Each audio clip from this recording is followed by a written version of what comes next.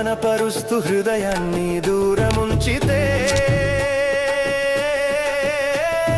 తాళాలతో భజన చేస్తూ తప్పులను దాచి ఉంచితే,